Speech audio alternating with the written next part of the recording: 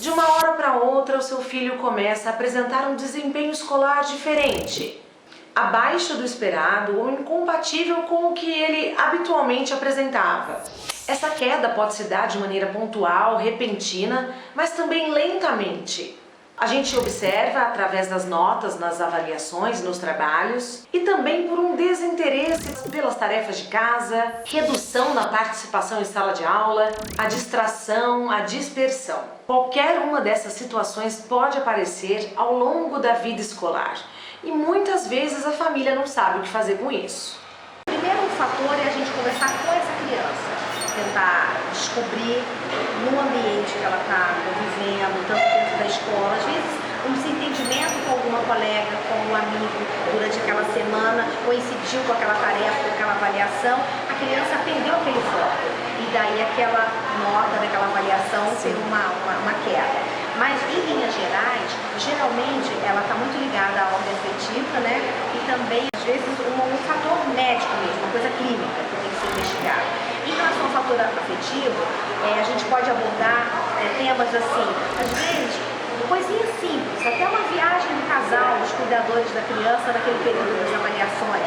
Então, há de aparecer alguma alteração também. As dificuldades acadêmicas que surgem demandam nossa atenção e imediata tomada de atitude, antes que elas causem um dano irreparável à autoestima desse aluno e que ele possa até desenvolver aversão a determinadas disciplinas e até a frequentar a escola.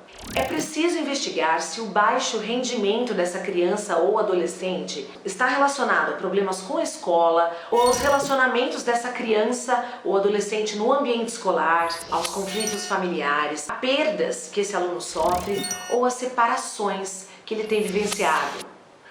Mas também podem ser situações mais graves, como por exemplo, assim, o óbito, né, de pessoas queridas, isso aí abala bastante durante um determinado tempo.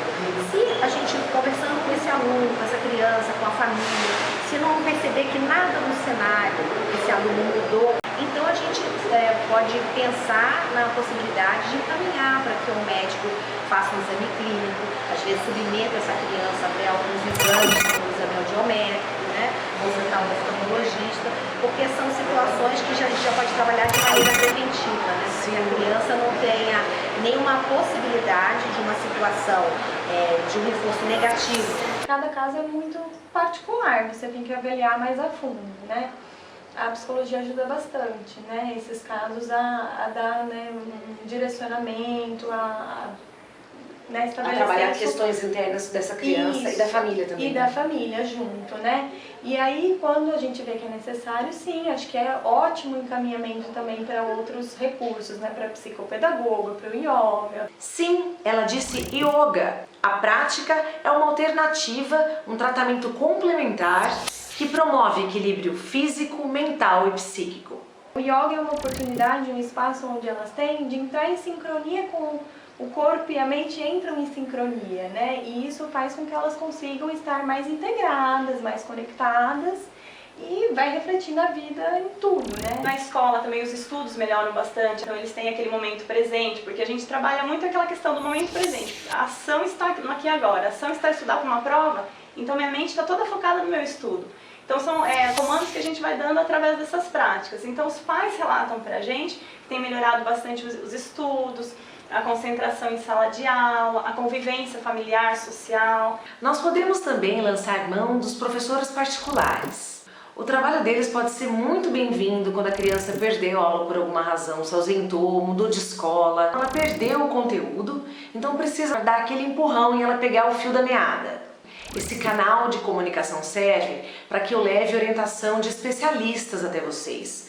Mas nesse caso vou dar minha opinião particular, baseada no que eu tenho lido e no que eu tenho conversado com alguns especialistas da área, alguns profissionais. Há que se ter muito cuidado ao se optar já de cara por um professor particular. porque esse aluno pode acabar se acostumando com esse tipo de situação, com esse tipo de ajuda.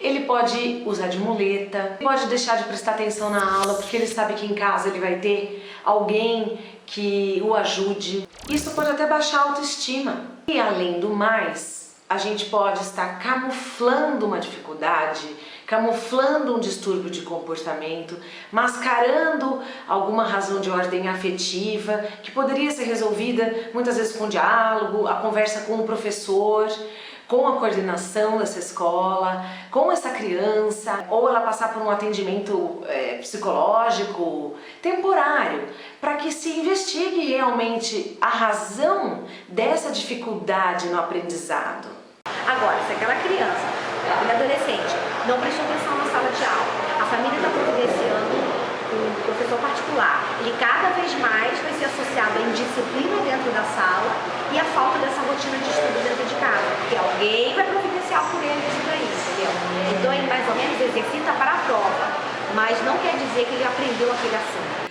Afastando causas psíquicas de ordem afetiva, transtornos de ansiedade ou outros distúrbios de comportamento, nós pais devemos considerar experiências com álcool ou drogas ilícitas podem levar a uma queda drástica no desempenho escolar.